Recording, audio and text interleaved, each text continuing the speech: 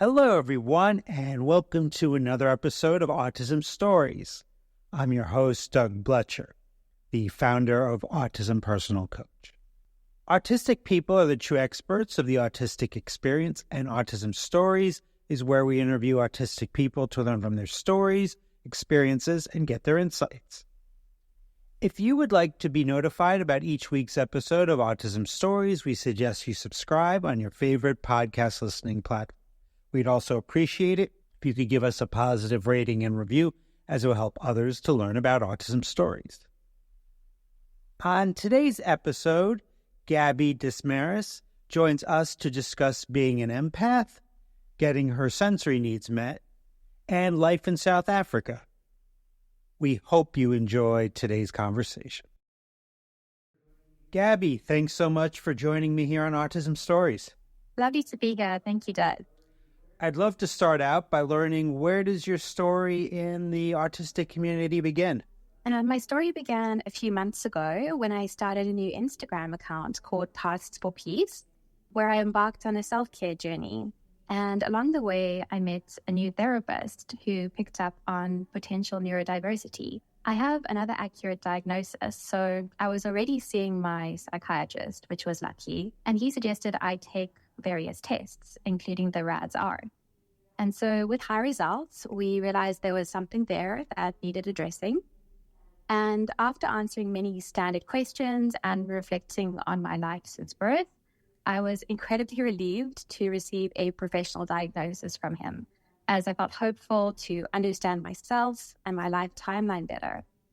My therapist and my psychiatrist have been very supportive on this autism spectrum journey, and I'm so grateful to see two professionals like this, as I have received kindness, empathy, and respect from them both.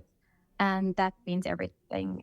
It's a true blessing when you meet people like them to help guide you and support you in life. And then since the diagnosis, I've been researching and following great autistic educators to learn as much as possible, while reframing my life and childhood with the spectrum lens.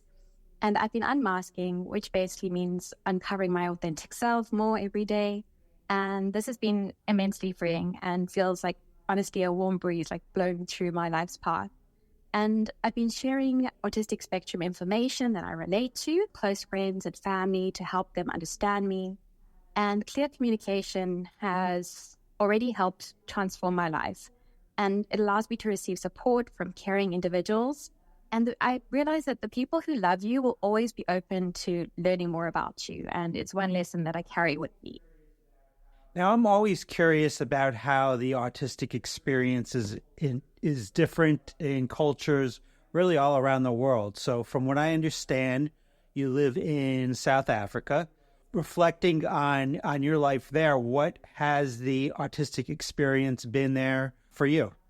I come from Cape Town in South Africa, and so Cape Town is a mixed city in terms of cultures, races, personalities, and you'll find a lot of open-minded people here. Nevertheless, the education about neurodiversity is always necessary, and I just wish there were a few more support groups available in Cape Town for adults with autism. So it can be a little lonely at times. I still feel different sometimes in public areas when I wear my earphones and kind of dance around people to find the path less traveled in, shops. And I try not to focus on others' expressions in such a situation. But overall, I feel very lucky to live in a place where you can find your people. And so many people here can be quirky or eccentric or artistic. And it does make it easier to unmask and become more of myself here. Cape Town fashion is also very diverse, so we don't have a specific style. So I feel more free to express my unique, original style and self, although I am an introvert. So there's sometimes an inner conflict between self-expression and wanting to hide my originality, but I'm learning to trust my creativity. And then also South Africa, we have some beautiful nature areas, which are a big part of culture and feeling home. And I find the mountain very grounding when I feel overwhelmed. So forest trails and beaches kind of take me back to myself, help me find comfort in my own identity on the autism spectrum in these open, beautiful spaces where the mind, can drift and daydream in peace. So yeah, that's pretty much my experience here in Cape Town, South Africa. Now, I read that you're an empath. So that makes me curious if there are ways that being an empath might interact with your autism. Yes, I'm an empath, and I figured out a lot of things lately through therapy and getting all the help that I need, and made possible by my angel sister and husband. It's been interesting to work out how being an empath affects my autism and vice versa. One of the biggest obstacles is sensitivity to others' energies. So, for example, if I go to a shopping mall, I need my earphones playing loud music, which can be a coping mechanism for, some or many with autism. And I choose those aisles with the fewest people. For me, even if I touch a person, I'm affected by their energy in such a situation. I tend to avoid social situations of more than a couple of people because I feel overwhelmed by people's emotions. So the biggest lesson for me is to stay in my own identity and personal space through emotional boundaries. And I'm working on that in therapy too. And so touch for me revolves, around trust. For example, with trust. So when there's trust between myself and the other person, touch can be comforting on the spectrum and as an empath.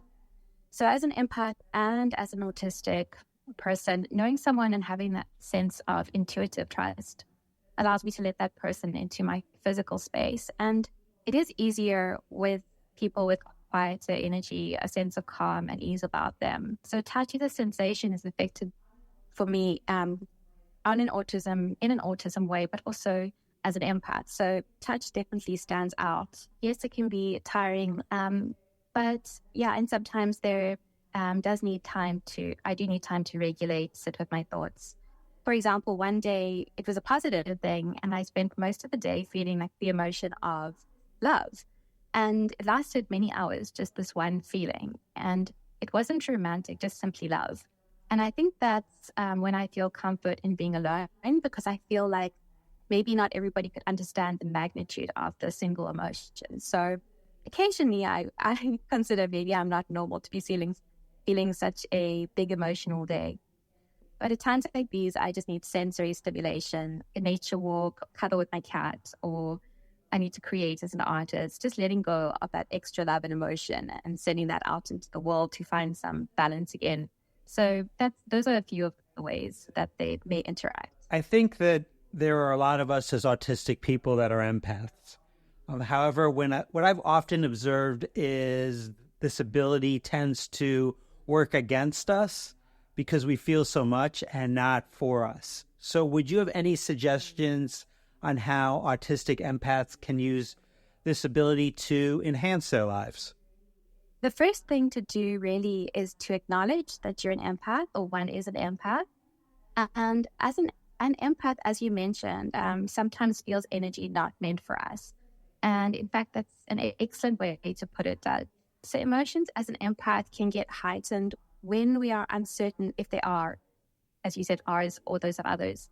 But when we put emotional boundaries in place, we can definitely use this gift to our advantage. So being an empath can make us feel less alone as we're aware of others, even when there is physical space between us.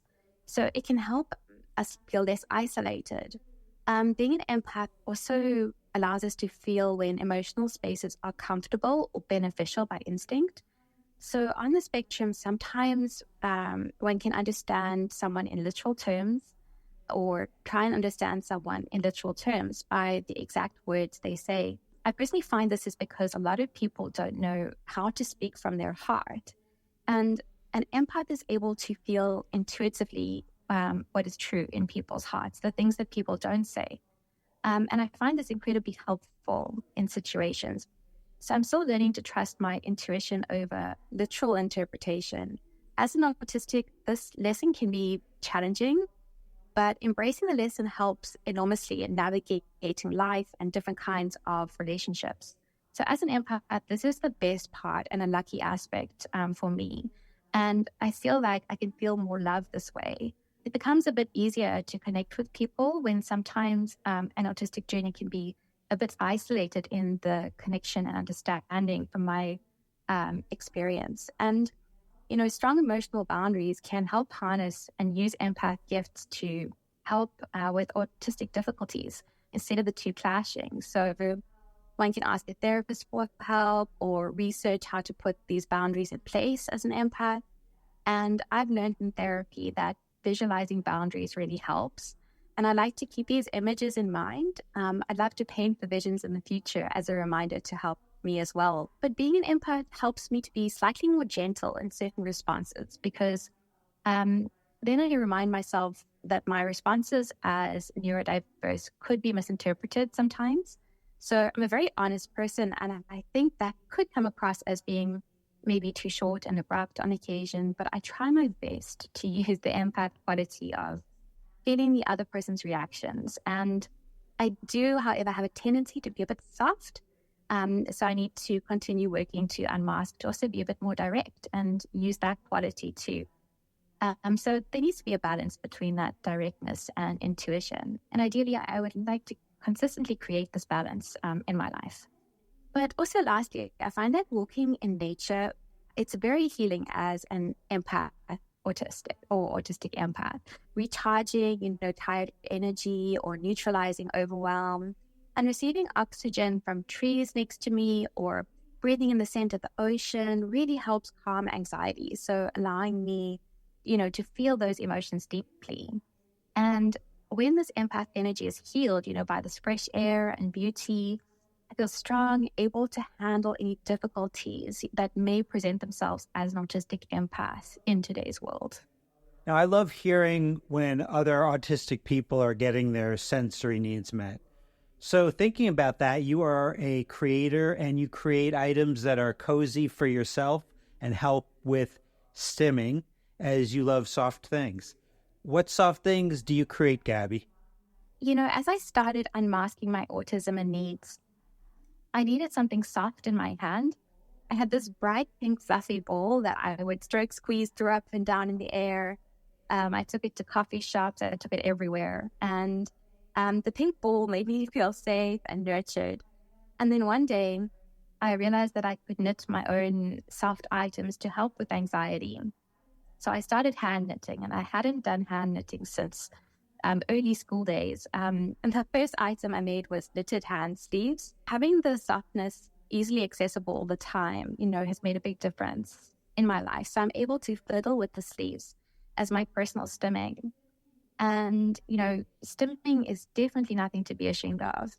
But I did feel more comfortable, not standing out with my bright pink fluff ball and throwing that up and down. So I felt nurtured and taken care of. And now I wear these hand sleeves every day. I've got 2 sets on at the moment. So they change as the seasons, becoming shorter and warmer weather, and the type of wool changes with the seasons. But from knitting sleeves, I then started knitting soft beanies and snood head scarves and cozy winter puff sleeves. Also that you can move up and down and feel cozy and less anxiety wearing those. And short hand sleeves as well, which I do wear every day, and soft headbands too. And the bands are multi-purpose, so they're used for different things like headbands, and also making necklace bands. So all of these on this knitting path, I began to think about everyone else in the autistic community who also find the ones who also find this comfort in the soft items. And I know people are like this because I've seen on Instagram and connected with people. And so I thought, maybe I could help others like myself who need nurturing softness just close to them to help with this anxiety. And so I know as autistics, we can be very sensitive to fabrics on various levels. So I take that into account too. Currently, I'm doing custom requests for softy items through my Instagram account, Parts for Peace. And each of those, those soft items comes with a special poem as well. So, but that is on my account. And find out more about that later. But thank you for that question. Yeah, I've definitely observed with myself as I've gotten older that soft things are really important to me, helping me to regulate. And oh, that's awesome. And thinking about soft things, you have a beautiful cat named Ted.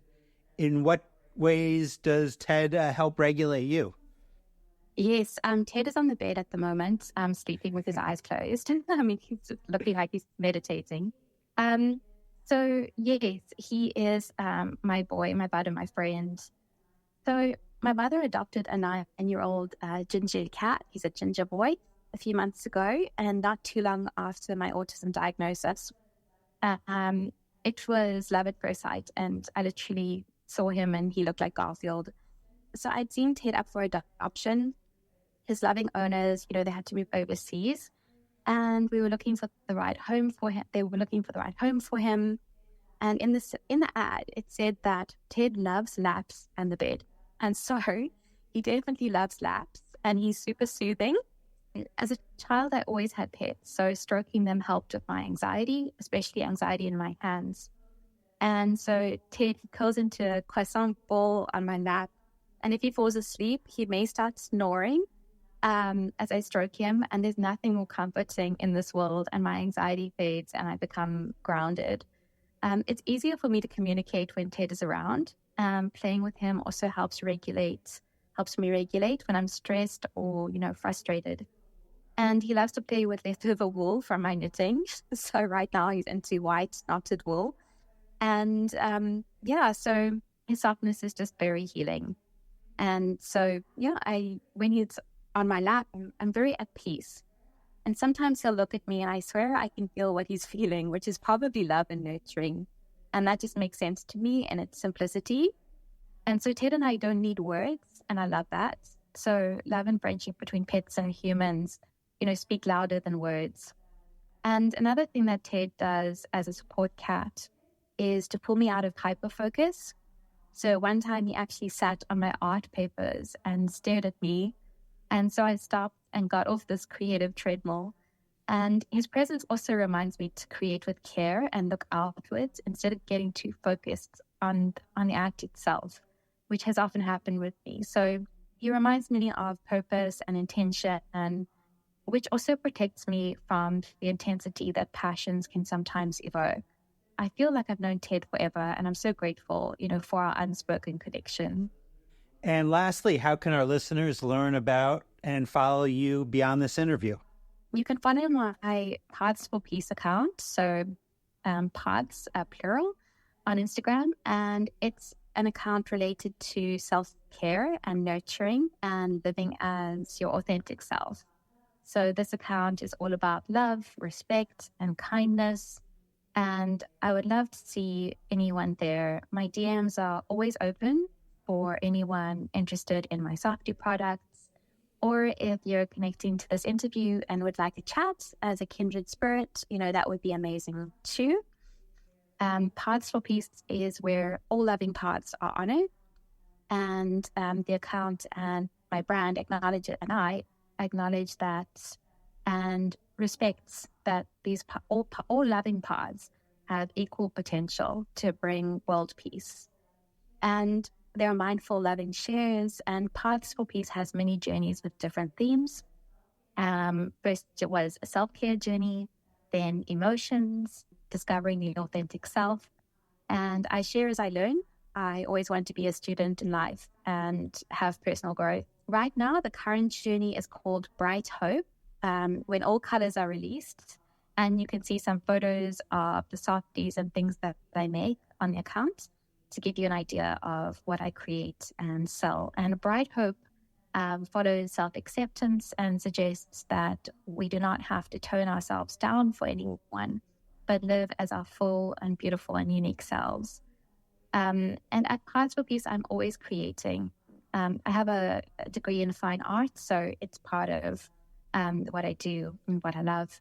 And I'm always creating, often for others, including painting and design, poetry, and of course the Softy products.